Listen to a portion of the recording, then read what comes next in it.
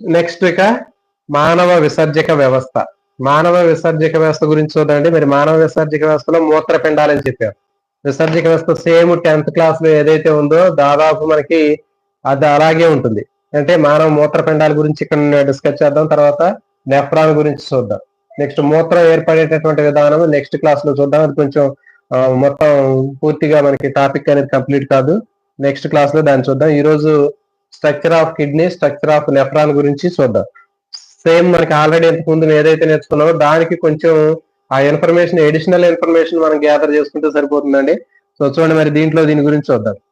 మనకి already been shape లో ఉంటుందని చెప్పాం. తర్వాత డార్క్ వెలుపల డార్క్ బ్రౌన్ కలర్ లో ఉంటుందని చెప్పాం. నెక్స్ట్ తర్వాత చూడండి అబ్డామినల్ క్యావిటీలో బ్యాక్ బోన్ కి 2 సైడ్లు ఉంటుందని చెప్పాం. సో సేమ్ దీంట్లో కూడా అట్లాగే ఉంది. నెక్స్ట్ రైట్ కిడ్నీ కొంచెం డౌన్ గా ఉంటుందని చెప్పాం. లెఫ్ట్ కిడ్నీ కొంచెం పైకి ఉంటుందని చెప్పాం. ఎందుకంటే అక్కడ లెవర్ ఉంటుందని చెప్పాం రైట్ సైడ్. కాబట్టి సో ఇవన్నీ కూడా మనకి సేమ్ అట్లాగే ఉన్నటువంటిదండి. మరి అదనంగా ఉన్నటువంటి ఇన్ఫర్మేషన్ సంబంధించింది ఇక్కడ మనం డిస్కస్ చేద్దాం. ఎగ్జాక్ట్ లొకేషన్ ఎక్కడ అంటే మూత్రపిండాలు ఉండేటటువంటి ఎగ్జాక్ట్ లొకేషన్ ఏది అంటే మూడవ కటి కశేరుకం లాంబార్ వర్టిబ్రే మధ్యలో ఉంటాయి. ఎక్కడ ఏ కశేరుకం దగ్గర మూత్రపిండాలు అంటే ఉంటాయి అంటే మూడవ కటి కశేరుకం, ఉరక్ కశేరుకము మూడవ కటి కశేరుకం మధ్యలో ఉంటాయి. చివరి ఉరుక్ కశేరుకము మూడవ కటి కశేరుకం మధ్యలో మనకి ఇది కనిపిస్తూ ఉంటాయి. మూత్రపిండాలు గుర్తుపెట్టుకోండి.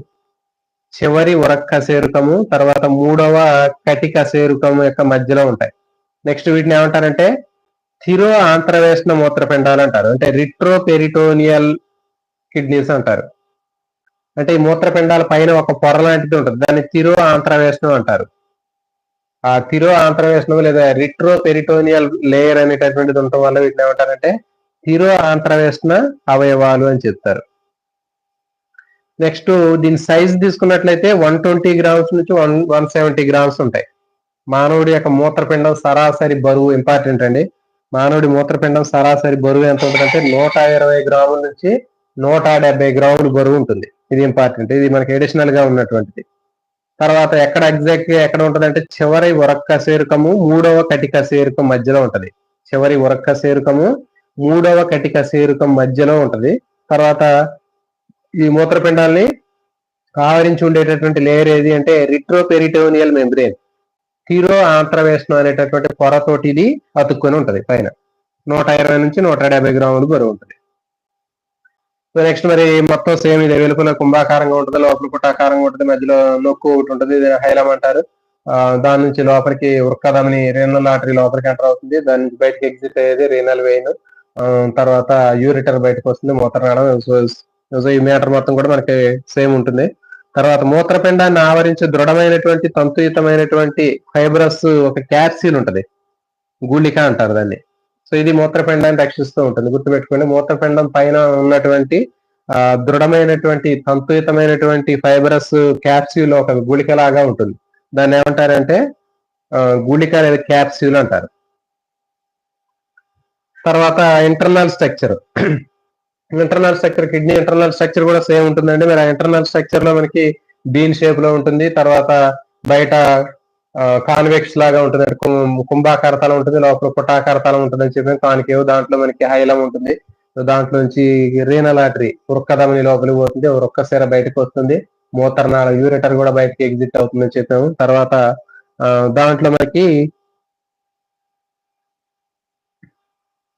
అవుటర్ డార్క్ జోన్ ఉంటుందని చెప్పాము, ఇన్నర్ పేల్ జోన్ ఉంటుందని చెప్పాము. అవుటర్ డార్క్ జోన్ వెలుపల భాగం ముదురు రంగులో ఉన్నటువంటి భాగాన్ని దవ్వ అని చెప్తారు. తర్వాత వలకలం అన్నారు, లోపలి భాగాన్ని లైట్ పేల్ కలర్ లో ఉన్నటువంటి దాన్ని దవ్వ అని చెప్పాము. బయట వలకలము, లోపలిది దవ్వ. తర్వాత మరి ఈ దవ్వ భాగంలో బోర్లించినటువంటి మనకి కొన్ని పిరమిడ్ షేప్ లో ఉన్నటువంటి స్ట్రక్చర్స్ ఉంటాయని చెప్పాను. దాన్ని వృక్క శృంగాలు అంటారు, లేకపోతే రీనల్ పిరమిడ్స్, వృక్క పిరమిడ్స్ అని చెప్తారు. ఈ పిరమిడ్స్ మధ్యలో ఉన్నటువంటి ఖాళీ స్పేస్ ఏదైతే ఉందో దాన్ని బెర్టినీ స్తంభాలు అంటారు, కాలమ్స్ ఆఫ్ బెర్టినీ అన్నాం. సో సేమ్ ఇదంతా కూడా మనకి సేమ్ అట్లాగే ఉంటుంది. తర్వాత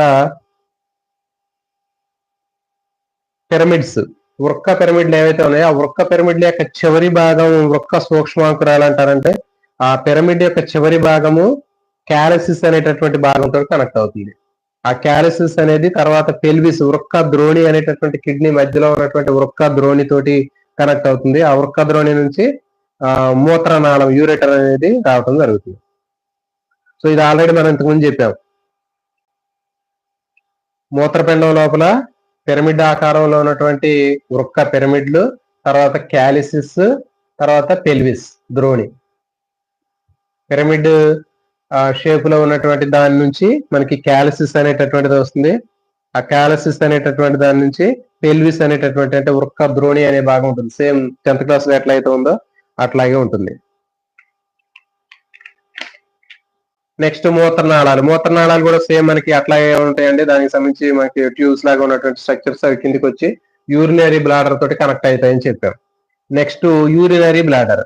చూడండి, యూరినరీ బ్లాడర్ అనేది కూడా మనం ఆల్రెడీ ఇంతకుముందు చెప్పాము. ఇది మనకి ఎట్లా ఉంటుందంటే దీంట్లో ఒక బ్లాడర్ లాగా ఉంటుందని చెప్పాము. తర్వాత దీంట్లో 2 రకాలైనటువంటి స్పింక్టర్ మజిల్స్ ఉంటాయని చెప్పాం. అప్పర్, తర్వాత లోయర్. అప్పర్ స్పెంక్టర్ ఉంటుందని చెప్పాము. తర్వాత లోయర్ స్పెంక్టర్ ఉంటుందని చెప్పాము. బాహ్య సంవరిని, ప్రసేక సంవరిని, తర్వాత అంతర ప్రసేక సంవరిని. Internal urethral sphincter, external urethral sphincter, internal urethral sphincter. అంటే ప్రసేకం అంటే యూరెత్రా అంటారు. కాబట్టి ఆ యూరెత్రా దగ్గర ఉండేటటువంటిది ప్రసేక సంవరిని. బయట ఒకటి ఉంటుంది, లోపల ఒకటి ఉంటుంది, లేదా పైన ఒకటి ఉంటుంది, కింద ఒకటి ఉంటుంది అని చెప్పారు. ఆల్రెడీ చెప్పాము మనం. చిన్నపిల్లల్లో 2 బాహ్య, తర్వాత అంతర.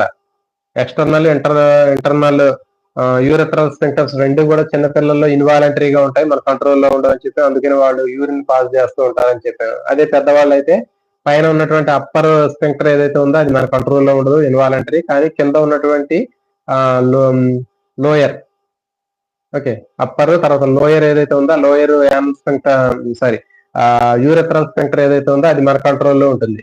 కాబట్టి మనకి ఆ యూరిన్ పాస్ చేయడం అనేటటువంటిది మన కంట్రోల్లో ఉంటుంది.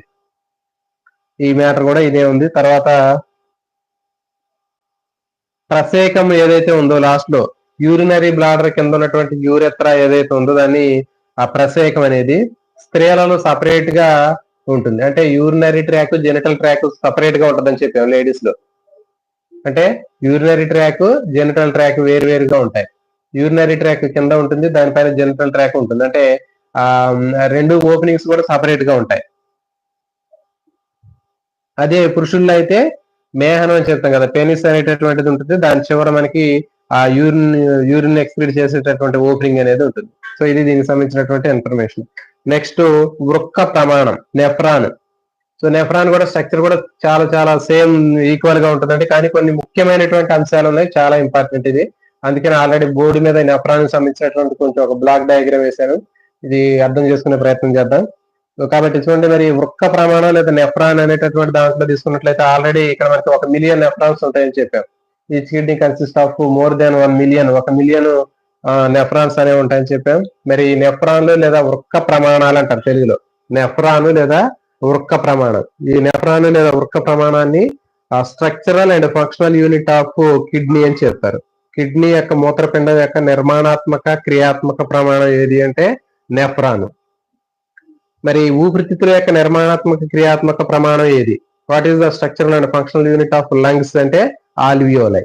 Next what is the structural and functional unit of nervous system?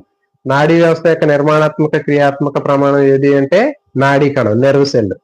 మరి what is the structural and functional unit of living organism? జీవుల యొక్క నిర్మాణాత్మక, క్రియాత్మక ప్రమాణం ఏది అంటే మనకి సెల్, కణం. సో కాబట్టి ఇట్లాంటి క్వశ్చన్ కూడా మనం గుర్తుపెట్టుకోవాల్సినటువంటి అవసరం ఉంటుంది. మరి నెఫ్రాన్ వృక్క ప్రమాణం తీసుకున్నట్లయితే సేమ్ ఉంటుందండి. ఇక్కడ చూసినట్లుగా మనకి మాల్ఫీజియన్ దేహం ఉంటుందని చెప్పి మాల్ఫీజియన్ బాడీ. మాల్ఫీజియన్ బాడీ అనేది మనకి 2 రకాలుగా ఉంటుందని చెప్పారు. మాల్ఫీజియన్ బాడీ, మాల్ఫీజియన్ దేహము, లేదా మాల్ఫీజియన్ క్యాప్స్యూల్ అంటారు. పైన కనపడేటటువంటి క్యాప్సూల్ లాగా ఉన్నటువంటిది మాల్ఫీజియన్ క్యాప్సూల్ లేదా మాల్ఫీజియన్ దేహం అంటారు. మరి దాంట్లో మనకి double walled cup like structure ఉంటుందని చెప్పాము. దాన్ని బోమన్స్ క్యాప్సూల్ అని చెప్పాము. ఆ బోమన్స్ క్యాప్సూల్ లోపల మనకి బంచ్ ఆఫ్ బ్లడ్ వెజల్స్ ఉంటాయని చెప్పాము. అంటే రక్తకేశ నాళికలు గుచ్చం లాగా ఉంటుందని చెప్పాము. దాన్ని గ్లూమి రూలర్స్ అని చెప్పాము. కాబట్టి double walled cup like structure లాగా ఉన్నటువంటి బోమన్స్ క్యాప్సూల్, దాని లోపల ఉన్నటువంటి బంచ్ ఆఫ్ బ్లడ్ వెజల్స్, ఈ రెండు పార్ట్స్ ని కలిపి మాల్ఫీజియన్ బాడీ లేకపోతే మాల్ఫీజియన్ దేహము, మాల్ఫీజియన్ క్యాప్సూల్ అని చెప్తారు. ఇది ఫస్ట్ పార్ట్.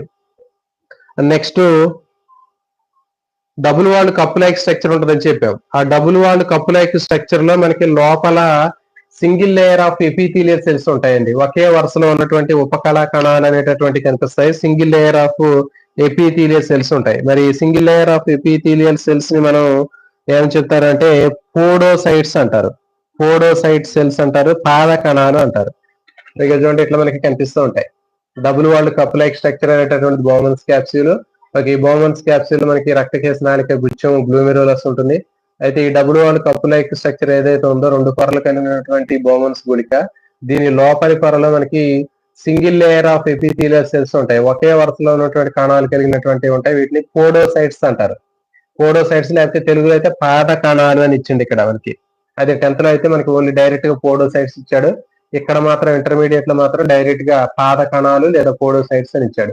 వీటి మధ్యలో కొంచెం గ్యాప్స్ అనేవి ఉంటాయండి. చిన్నగా ఈ పాద కణాల మధ్యలో ఏవైతే గ్యాప్స్ ఉన్నాయో ఈ చిన్న గ్యాప్స్ కనిపిస్తుంటాయి. గ్యాప్స్ నుంచి మనకి అట్లా ఈ యారో మార్క్ సూచించినట్లుగా మనకి ఆ ఫిల్టరేషన్ ప్రాసెస్ జరిగి బ్లడ్ లో ఉన్నటువంటి ఆ సమ్ కంటెంట్ ఏదైతే ఉందో అది కిందకి రావడం జరుగుతుంది. బోమన్స్ క్యాప్సూల్ నుంచి కిందకి వస్తుంది. సో ఇది సేమ్ ఉందండి మనకి. నెక్స్ట్ అక్కడ చూడండి, బోమన్స్ క్యాప్సూల్ లోకి లోపలికి వచ్చినటువంటి బ్లడ్ వెజులు కొంచెం బ్రౌన్ కలర్ లో చూపించాము. అది అభివాహి వృక్కధమని అని చెప్పాము. అపరెంట్ ఆర్టీరియోల్, అది అపరెంట్ ఆర్టీరియోల్ బోమన్స్ క్యాప్సూల్ లోకి వచ్చి అది bunch of blood vessels create చేస్తుందని చెప్పాము. దాని గ్లోమెరులస్ రక్తకేశ నాళిక గుచ్చం అన్నాము. దాని నుంచి మళ్ళీ బయటకు ఒక బ్లడ్ వెజల్ బయటకు వస్తుందని చెప్పాము. దాన్ని ఎఫరెంట్ ఆర్టీరియోల్ అని చెప్పాము. అపవాహి వృక్కధమని. అపవాహి వృక్కధమని బయటకు వచ్చిన తర్వాత ఇదేం చేసింది, ఇక్కడ ఉన్నటువంటి రేనల్ టిబ్యూల్ అని చెప్పేది ఇది మొత్తం కూడా రేనల్ టిబ్యూలే.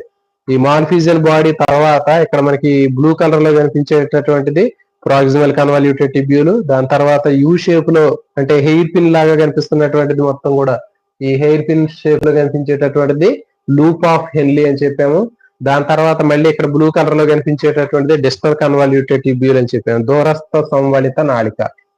ఓకే, సో ఈ ప్రాక్సిమల్ తర్వాత డిస్టల్ లూప్ ఆఫ్ హెన్లీ మీద మనకి ఒక నెట్వర్క్ లాగా ఉన్నటువంటి బ్లడ్ వెజల్స్ నెట్వర్క్ కనిపిస్తూ ఉంటుంది. దీన్ని బాహ్య రక్తకేశ నాళిక వల అంటారు. పెరిట్యూబులర్ క్యాపిల్లరీ నెట్వర్క్ అంటారు. ఈ పెరిట్యూబులరీ క్యాపిల్లరీ నెట్వర్క్ లేదా బాహ్య రక్తకేశ నాళిక వల అనేది దేని నుంచి వచ్చింది అంటే ఎఫరెంట్ ఆర్టీరియోల్. చూడండి, ఇది అఫరెంట్ ఆర్టీరియోల్ బోమన్స్ క్యాప్సూల్ లోకి వచ్చి అక్కడ నుంచి మళ్ళీ ఎఫరెంట్ ఆర్టీరియోల్ బయటకు వస్తుందని చెప్పాం. అపవాహి వృక్కధమని, అభివాహి వృక్కధమని లోపలికి వస్తుంది, బయటకు వచ్చేది అపవాహి వృక్కధమని. ఇదిగోండి, ఈ అపవాహి వృక్కధమని బయటకు వచ్చిన తర్వాత అది ఒక బ్లడ్ వెజల్స్ నెట్వర్క్ లాగా ఫామ్ చేసి దీని మీద మొత్తం అంటే ప్రాక్సిమల్ కన్వాల్యూటెడ్ టిబ్యూల్, సమీప సంవలిత నాళిక, యూ షేప్ లో ఉన్నటువంటి లూప్ ఆఫ్ హెన్లీ, తర్వాత డిస్టల్ కన్వాల్యూటెడ్ టిబ్యూల్ మీద ఒక నెట్వర్క్ లాంటి తయారు చేస్తుందని చెప్పాను. దాన్ని పెరిట్యూబులర్ క్యాపిల్లరీ లేకపోతే బాహ్య రక్తకేశ నాళిక వల అని చెప్పడం జరుగుతుంది. తర్వాత హెన్లీ సిక్యం, సమీప సంవలిత నాళిక తర్వాత యూ షేప్ లో ఉన్నటువంటి హెయిర్ పిన్, తలలో పెట్టిన హెయిర్ పిన్ ఉంటుంది కదా, ఆ హెయిర్ పిన్ స్ట్రక్చర్ లో ఉన్నటువంటిది మనకి లూప్ ఆఫ్ హెన్లీ అని చెప్పాము. ఆ లూప్ ఆఫ్ హెన్లీలో మళ్ళీ ఇంటర్మీడియట్ ఏమి ఇచ్చాడంటే ఈ భాగాన్ని పైనుంచి కిందికి వచ్చేటటువంటి భాగానికి ఒక పేరు ఇచ్చాడు, మళ్ళీ కింద నుంచి పైకి పోయేటటువంటి భాగానికి ఒక పేరు ఇవ్వటం జరిగింది. ఆ పైనుంచి కిందకి వచ్చేటటువంటిది ఏది అంటే అవరోహణ సంవలిత నాళం, అవరోహణ నాళిక, అసెండింగ్ ట్యూబ్. ఓకే, నెక్స్ట్ ఇది డిసెండింగ్ ట్యూబ్.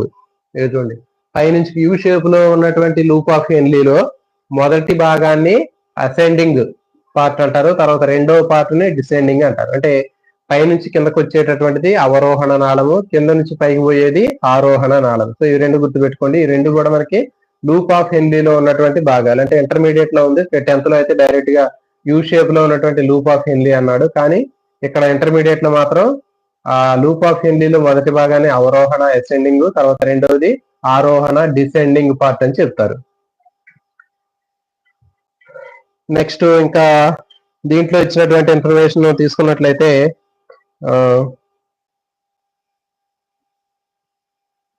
సో ఇక సేమ్ ఇక దాంట్లో మనకి అవరోహణ అభివాహి వృక్కధమని డయామీటర్ ఎక్కువగా ఉంటుందని చెప్పాము. తర్వాత ఆరోహణ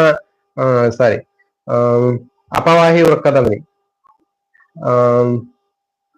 ఇక చూడండి, అభివాహి వృక్కధమని అపవాహి వృక్కధమని అఫరెంట్ ఆర్టీరియోల్ డయామీటర్స్ లో డిఫరెన్స్ కూడా ఉంటుందండి ఇక్కడ మనకి.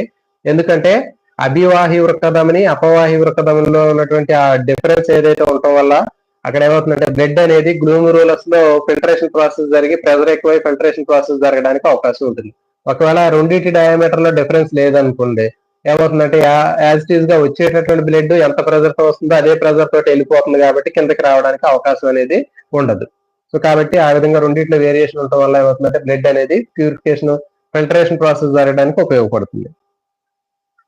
నెక్స్ట్ ఇక తీసుకున్నట్లయితే చూడండి, ప్రాక్సిమల్ కన్వాల్యూటెడ్ టిబ్యూల్, దాని తర్వాత లూప్ ఆఫ్ హెన్లీలో అసెండింగ్ అవరోహణ భాగము, తర్వాత ఆరోహణ భాగము డిసెండింగ్ పార్ట్స్, దాని తర్వాత డిస్టల్ కన్వాల్యూటెడ్ టిబ్యూల్, దాని తర్వాత మనకి ఉన్నటువంటిది ఇది కలెక్టింగ్ డక్ట్. సో ఈ కలెక్టింగ్ డక్ట్స్ అన్ని కూడా కలిసిపోయి కిడ్నీలో ఉన్నటువంటి మనకి పిరమిడ్ షేప్ లో ఉన్నటువంటి రేనల్ పిరమిడ్స్ ఏవైతే ఉన్నాయో ఒక్క పిరమిడ్లు ఆ పిరమిడ్లలోకి ఎంటర్ అవుతాయి. పిరమిడ్ లోకి ఎంటర్ అయిన తర్వాత ఇవన్నీ కూడా కలిసిపోయి అక్కడ క్యాలసిస్ అనేటటువంటి భాగాన్ని క్రియేట్ చేస్తాయి. అదవుతుంది కదా. సంగ్రహణ నాళాలు కలెక్టింగ్ డక్ట్స్ అన్ని కూడా తర్వాత క్యాలసిస్ లోకి కనెక్ట్ అవుతాయి. ఈ క్యాలసిస్ అన్ని కూడా నెక్స్ట్ పెల్విస్ లేదా ద్రోణి అనే భాగంలో తెలుసుకుంటాయి. ఆ ద్రోణి అనేటటువంటి మధ్యలో కిడ్నీలో మనకి ఇట్లా కనిపిస్తూ ఉంటుంది. ఓవెల్ షేప్ లో కనిపించే పార్ట్ ఏదైతే ఉందో దాన్ని ద్రోణి అంటారు, పెల్విస్ అంటారు. Calluses, pelvis. ఓకే, అంటే పిరమిడ్ షేప్ లో ఉన్నటువంటి రేనల్ పిరమిడ్స్ చివర ఉండేటటువంటి ఆ కోన్ లాగా పాయింట్ లాగా ఉన్నటువంటి దాన్ని క్యాలసిస్ అంటారు. ఆ క్యాలసిస్ అనేటటువంటిది పెల్విస్ లోకి తెలుస్తుంది. అంటే ద్రోణి మన మధ్యలో కిడ్నీ మధ్యలో ఓవల్ షేప్ లో ఉన్నది ద్రోణి లేదా పెల్విస్ అంటారు. దాంట్లో ఓపెన్ అవుతుంది. అక్కడ నుంచి యూరెటర్స్ మూత్ర నాళాల్లోకి కనెక్ట్ అవుతుంది. సో అది దాని యొక్క సీక్వెన్స్. సో కాబట్టి గుర్తుపెట్టుకోండి, ఎగ్జామ్ లో మీకు ఏదైనా వరుస క్రమాన్ని కూడా అడగడానికి అవకాశం ఉంటుంది. ప్రతి ఒక్కటి కూడా చాలా చాలా ఇంపార్టెంట్. దీంట్లో ఈ వరుస క్రమం అడిగినప్పుడు రేనల్ టిబ్యూల్ మూత్రనాళ యొక్క వరుస క్రమాన్ని గుర్తించండి అని అడిగినా కానీ మీకు ప్రాక్సిమల్ కన్వాల్యూటెడ్ టిబ్యూల్ సమీప సంవలిత నాళం, తర్వాత లూప్ ఆఫ్ హెన్లీలో హెన్లీ సిక్యంలో దాంట్లో అవరోహణ బాహువు, తర్వాత ఆరోహణ బాహువు ఉంటుంది. దాని తర్వాత డిస్టల్ కన్వాల్యూటెడ్ టిబ్యూల్ దూరస్థ సంవలిత నాళం, దాని తర్వాత సంగ్రహణ నాళం. సో ఇది దీని యొక్క వరుస క్రమం. తర్వాత అభివాహి వృక్కధమని గ్లూమరులస్ రక్తకేశనానికి గుచ్చం అవుతుంది లోపల. దాని నుంచి మళ్ళీ అపవాహి వృక్కధమని బయటకు వస్తుంది. ఆ అపవాహి వృక్కధమని లేదా ఎఫరెంట్ ఆర్టీరియల్ బయటకు వచ్చిన తర్వాత బాహ్య రక్తకేశనాళిక వల పెరిట్యూబులర్ నెట్వర్క్ తయారు చేస్తుంది. దాని నుంచి రేనల్ వెన్యూల్ బయటకు వస్తుంది చివరికి. అంటే వృక్క సిర ఏర్పడి మూత్రపిండం నుంచి బయటకు రావడం జరుగుతుంది. సో ఈ ఆర్డర్లు అన్ని కూడా చాలా చాలా ఇంపార్టెంట్ అండి. మనకి మొత్తం మైండ్ మ్యాప్ అనేది మొత్తం మైండ్ లో ఉన్నట్లయితే ఎలాంటి వీటిని ఏ రకంగా అడిగినా కానీ మ్యాచింగ్స్ కూడా అడగడానికి అవకాశం ఉంటుంది. సో కాబట్టి ఇవన్నీ కూడా గుర్తుపెట్టుకోండి. అయితే చూడండి, ఇక్కడ నెఫ్రాన్లు చాలా చాలా ఇంపార్టెంట్. ఇప్పుడు చెప్పేది నెఫ్రాన్స్ లో మన 2 రకాలైనటువంటి నెఫ్రాన్స్ అనేవి ఉంటాయి. అదేంటి అంటే వల్కల వృక్క ప్రమాణాలు, కార్టికల్ నెఫ్రాన్స్, తర్వాత జక్స్ట్రా మెడులరీ నెఫ్రాన్స్. సో ఇవి 2 చాలా చాలా ఇంపార్టెంట్ అండి. ఇప్పుడు మనకి ఈ నెఫ్రాన్ తీసుకున్నప్పుడు మనకి వెలుపల వల్కలం ఉంటుందని చెప్పారు, లోపల దవ్వ ఉంటుందని చెప్పారు. మరి ఈ వల్కలము దవ్వ అనేటటువంటి భాగాలు మనం తీసుకున్నట్లయితే దాంట్లో మనకి నెఫ్రాన్ లో ఉండేటటువంటి పార్ట్ లో మనకి యూ షేప్ లో కనిపించేటటువంటిది ఏదైతే ఉందో లూప్ ఆఫ్ హెన్లీ అని చెప్పాం. ఈ లూప్ ఆఫ్ హెన్లీ ఎక్కువగా కొద్దిగా దవలోకి పోయే అవకాశం ఉంటుంది కొన్ని నెఫ్రాన్లలో. ఇక చూడండి, మనకి ఈ ఆర్డర్ తీసుకున్నట్లయితే ఆల్రెడీ ఇక్కడ గీసాను నేను. ఇది ప్రాక్సిమల్ కన్వాల్యూటెడ్ టిబ్యూల్, దాని తర్వాత యూ షేప్ లో ఉన్నటువంటి లూప్ ఆఫ్ హెన్లీ. ఆ లూప్ ఆఫ్ హెన్లీలో దాదాపు ఎక్కువగా వలకలంలో ఉంటది. ఎక్కువగా వలకలంలో ఉండి దవ్వలో చాలా కొద్దిగా ఉంటుంది. చూడండి, ఇది వలకల భాగం అండి పక్కది. ఇది మొత్తం కూడా వలకలము. ఇది కనిపించేటటువంటిది దవ్వ, ఇది దవ్వ, ఇది దవ్వ భాగము, ఇది మొత్తం కూడా వలకలమే. అయితే ఇప్పుడు చూడండి, మనకి ఈ నెఫ్రాన్ తీసుకున్నట్టయితే ఈ నెఫ్రాన్ లో మనకి ఎక్కువగా చూడండి, ఈ నెఫ్రాన్ లో ఇది మొత్తం కూడా వలకలం, ఇది దవ్వ. ఓకే, ఈ కనిపించేది దవ్వ. మరి దవ్వలో మనకి యూ షేప్ లో ఉన్నటువంటి లూప్ ఆఫ్ హెన్లీ మొత్తం ఎక్కడ ఉంది? వలకలంలోనే ఉంది. ఇక్కడ మనకి 90% వలకలంలోనే ఉంది మనకి లూప్ ఆఫ్ హెన్లీ, కొంచెం మాత్రమే ఈ దవ్వ భాగంలోకి వచ్చింది. సో కాబట్టి ఎక్కువ మ్యాక్సిమం మనకి లూప్ ఆఫ్ హెన్లీ మొత్తం కూడా వలకలంలో ఉన్నట్లయితే, అంటే దాదాపు నెఫ్రాన్లు అన్ని కూడా వలకల భాగంలో ఉన్నట్లయితే దాన్ని వల్కల నెఫ్రాన్లు అంటారు. వల్కల వృక్క ప్రమాణాలు అంటారు, గుర్తుపెట్టుకోండి. అంటే మాక్సిమం మనకి ఇట్లా నెఫ్రాన్ స్ట్రక్చర్ తీసుకున్నప్పుడు నెఫ్రాన్ స్ట్రక్చర్ లో మనకి మాల్ఫిజియన్ క్యాప్సిల్ ఉంటుంది, తర్వాత ప్రాక్సిమల్ కన్వల్యూటెడ్, దాని తర్వాత లూప్ ఆఫ్ హెన్లీ, తర్వాత డిస్టల్ కన్వల్యూటెడ్ ఉంటాయి కదా. సో ఈ వరుస క్రమాల్లో దాదాపు 90% ఈ నెఫ్రాన్ స్ట్రక్చర్ మొత్తం కూడా మనకి వల్కలంలో ఉంది. జస్ట్ ఒక కొంచెం భాగం మాత్రమే మనకి దవ్వలో ఉన్నట్లయితే అప్పుడు మన ఇది నెగ్లిజిబుల్ కదా దవ్వ, కానీ మొత్తం 90% వల్కలంలో ఉంది కాబట్టి అలాంటి నెఫ్రాన్లు ఏమంటారంటే కార్టికల్ నెఫ్రాన్స్ అంటారు. వల్కల వృక్క ప్రమాణాలు, వల్కల వృక్క ప్రమాణాలు గుర్తుపెట్టుకోండి అండి, పేరులోనే ఉంది. వల్కలంలో నెఫ్రాన్ ఉంటే వల్కల వృక్క ప్రమాణం. 99% మొత్తం నెఫ్రాన్ మొత్తం కూడా వల్కలంలో ఉంటే వాటిని వల్కల నెఫ్రాన్లు, లేకపోతే కార్టికల్ పార్ట్ లో ఉంటే కార్టెక్స్ లో ఉంటే దాన్ని కార్టికల్ నెఫ్రాన్స్ అంటారు. నెక్స్ట్ రెండవది ఏది అంటే జెక్స్ట్రా మెడుల్లరీ నెఫ్రాన్స్, జెక్స్ట్రా మెడుల్లరీ వృక్క ప్రమాణాలు అని చెప్పాము. అయితే దాంట్లో చూడండి, ఇక్కడ ఏముంటుందంటే సేమ్ ఈ చాలా పొడవుగా ఉంటుంది. దీంట్లో యూ షేప్ లో ఉన్నటువంటి లూప్ ఆఫ్ హెన్లీ చాలా ఎక్కువగా ఉంటుంది. చూడండి, ఈ లూప్ ఆఫ్ హెన్లీ చాలా ఎక్కువగా ఉంటుంది. చూడండి, దవ్వలో ఎక్కువగా ఉంది. చూడండి, దవ్వ పార్ట్ లో, మెడుల్లా పార్ట్ లో ఎక్కువగా ఉంది. ఇది కార్టెక్స్ లో తక్కువగా ఉంది, మెడుల్లాలో బాగా ఎక్కువగా ఉంది. సో కాబట్టి ఇట్లా మెడుల్లాలో ఎక్కువగా ఉంది కాబట్టి దీన్ని ఏమంటున్నారంటే జెక్స్ట్రా మెడుల్లరీ నెఫ్రాన్స్ అంటారు. ఓన్లీ ఇది వల్కలం అన్నాం మనం. కార్టెక్స్ లో ఉంటే కార్టికల్ నెఫ్రాన్స్ అంటారు, వల్కల వృక్క ప్రమాణాలు అంటారు. అట్లా కాకుండా యూ షేప్ లో ఉన్నటువంటి లూప్ ఆఫ్ హెన్లీలో ఎక్కువ మోస్ట్ ఆఫ్ ది పార్ట్ ఇది ఎక్కువ లెంతీగా ఉంటుంది. ఇది లూప్ ఆఫ్ హెన్లీ పొడవుగా ఉంటే ఎక్కడ పోతుంది చూడండి, కింద ఉన్నటువంటి దవ్వలోకి వెళ్ళిపోయింది. సో కాబట్టి 90% దవ్వలో మనకి యూ షేప్ లో ఉన్నటువంటి లూప్ ఆఫ్ హెన్లీ ఉంది కాబట్టి ఇదేంటి అంటే దవ్వలో ఉంది కాబట్టి దవ్వ వల్కల ప్రమాణాలు అంటారు, లేకపోతే జెక్స్ట్రా మెడుల్లరీ వృక్క ప్రమాణాలు అంటారు. ఇది గుర్తుపెట్టుకోండి. నెక్స్ట్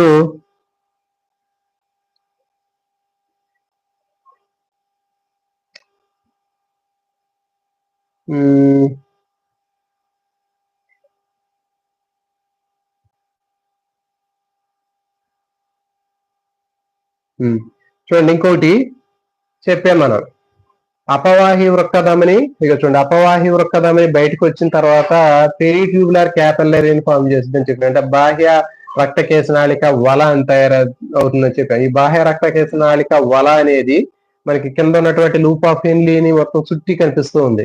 సో మరి అట్లా కనిపించేటటువంటిది ఆ లూప్ ఆఫ్ హెన్లీ మొత్తం కూడా దాన్ని ఆవరించి ఉంటది. అయితే ఈ హెన్లీ సిక్యాన్ని ఆవరించి ఉన్నటువంటి బాహ్య రక్త కేశనాళిక వలని వాసా రెక్టా అంటారు. చాలా చాలా ఇంపార్టెంట్ అండి. వాసా రెక్టా అంటే ఏంటి అంటే ఎదుగుతుంది. ఇక్కడ నేను ఆల్రెడీ దీన్ని గీసాను ఇక్కడ మీకు. ఇది యూ షేప్ లో ఉన్నటువంటి లూప్ ఆఫ్ హెన్లీ ఏదైతే ఉందో హెన్లీ సిక్కిము, దాని చుట్టూ ఉన్నటువంటి బాహ్య రక్త కేశనాళిక వల పెరిట్యూబులర్ క్యాపిల్లరీ ఏదైతే ఉందో పెరిట్యూబులర్ క్యాపిల్లరీ నెట్వర్క్ ని ఏమంటారంటే వాసా రెక్టా అంటారు. ఇంపార్టెంట్ గుర్తుపెట్టుకోండి.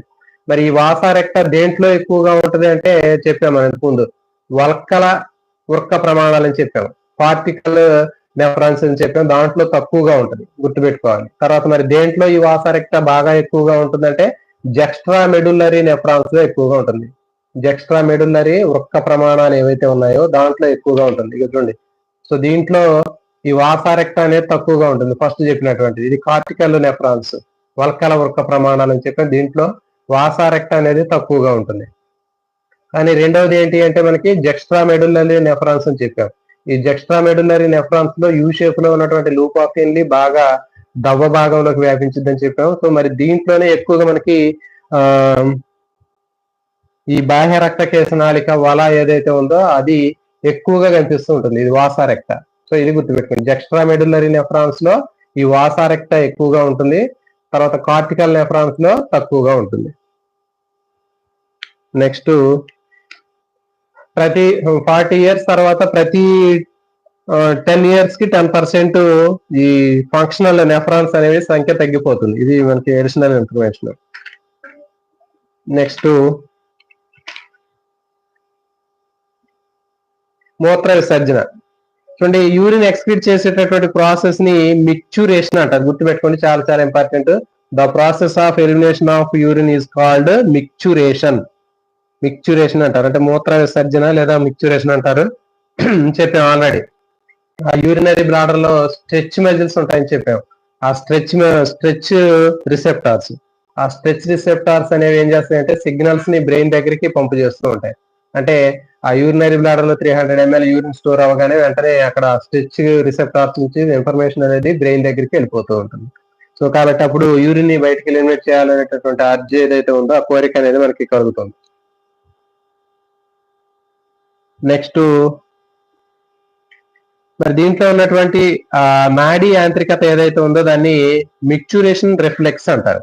ప్రతిచర్య అంటే మూత్రం విసర్జించేటటువంటి ప్రక్రియని